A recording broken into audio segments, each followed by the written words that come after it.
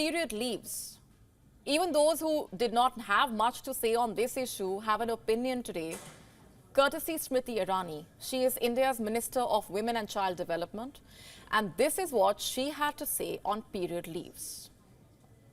As a menstruating woman, I can very particularly in this house say, menstruation and a menstrual cycle is not a handicap. Neither it's a natural part of a woman's life journey. Now, Irani claims this is her personal belief. Sure, but this personal opinion was shared in the parliament in the capacity of a lawmaker and the Minister of Women and Child Development. Does Irani's personal opinion represent what the women of India feel? Let me point you to the Menstrual Hygiene Survey 2023 conducted by a brand called Everteen. This survey found that 73% of women want the provision of period leaves. Let me just repeat that. 73% are in favor of period leaves. Around 10,000 women took part in the survey. They were from Delhi, Mumbai, Bengaluru, Kolkata, Hyderabad, Pune, Ahmedabad, Lucknow, Patna. In short, women in urban India want to rest it out on days when the period pain gets to them.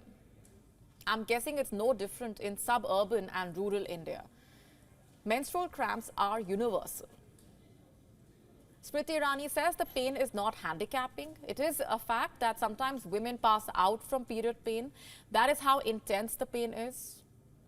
How many of you have heard of endometriosis? Women suffering from this condition experience severe period cramps. 10% of women of reproductive age have endometriosis. That's 247 million girls and women globally. Nearly 42 million girls and women in India alone. They deserve a day off, as do the rest. Menstruation is painful as is, and unlike what sanitary napkin ads show you, having access to hygiene products does not solve the problem. It's just a start. Apart from cramping, many women also feel fatigued, nauseous. Many have mood swings. So why stop them from taking a rest today? And how is it too tall an ask? In February, Spain became Europe's first country to pass a law allowing employees to take paid period leaves. Indonesia passed a similar law in 2003. Women can take up to 2 days of paid period leaves per month. In South Korea, women are entitled to period leaves. Same with Taiwan. Japan's period pain law goes back to 1947. But in India, we are still debating period leaves. It is being opposed. And why is that? Are women in Japan or Indonesia not handicapped by the pain? Or are Indian women superhuman? Are we immune to pain? Or have we in India normalized women's suffering? Here's one argument that often comes up. Why do women today need a period leave when mothers and grandmothers have for ages been working at home and fields through their menstrual cycles? You know what? My heart goes out to those women who had to swallow their pain or were ostracized or asked to sleep and eat outside their homes during their menstrual cycles. Back then, there wasn't enough awareness. Thank God times are changing, and thank God menstruation and conversation on menstruation is no longer a taboo. So then, what better time to stop making archaic and absolutely irrelevant arguments? What better time to stop normalizing and celebrating suffering? Suppressing pain and neglecting her body does not make a woman more professional, a better employee, or a better mother. Coming to office on bad days cannot be a benchmark for promotion. Sadly, it has become one. And do you know what happens in the process? Women in India end up taking painkillers, over-the-counter drugs. The likes of Meftal, you will find this tablet in the first aid box of every office perhaps. The government of India cautioned people against Meftal just a few days ago. The IPC, or the Indian Pharmacopoeia Commission, warned of adverse effects, the likes of eosinophilia, when the body produces too many white blood cells of a certain type. This medicine can also trigger systemic symptoms syndrome.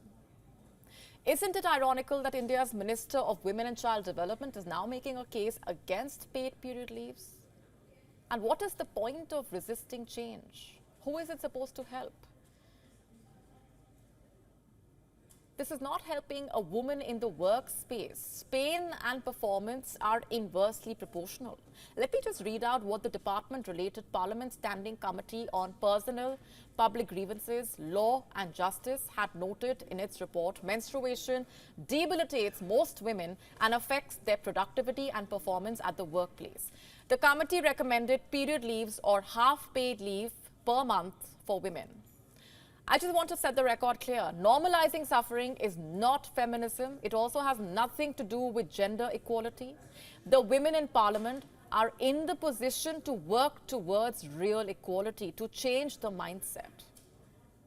The survey I told you about, while 73% of the women wanted period leaves, over 80% did not want paid period leaves. Do you know why? Because they thought it will stop managers from hiring female employees. And this is a concern that Smriti Irani also raised when she said that paid period leaves will come in the way of equal opportunity. But here's the thing, she is in a position to remove the hurdle, to ensure that women do not lose out because of a much needed day off. Bring about policies that help women perform better, that help her break the glass ceiling and not break her health in the process. Take the center stage in the parliament and with pride tell the world that yes, we women have our bad days, days when we need to take rest, days when we experience mood swings, but the very next day we bounce back stronger. We show up as better managers, stronger athletes, more focused researchers, aerospace engineers, committed homemakers, path-breaking legislators, courageous journalists. That's what being a woman is all about. Our professional and reproductive graphs run parallel, but we know how to strike a balance, period. WION now available in your country. Download the app now. Get all the updates on the move.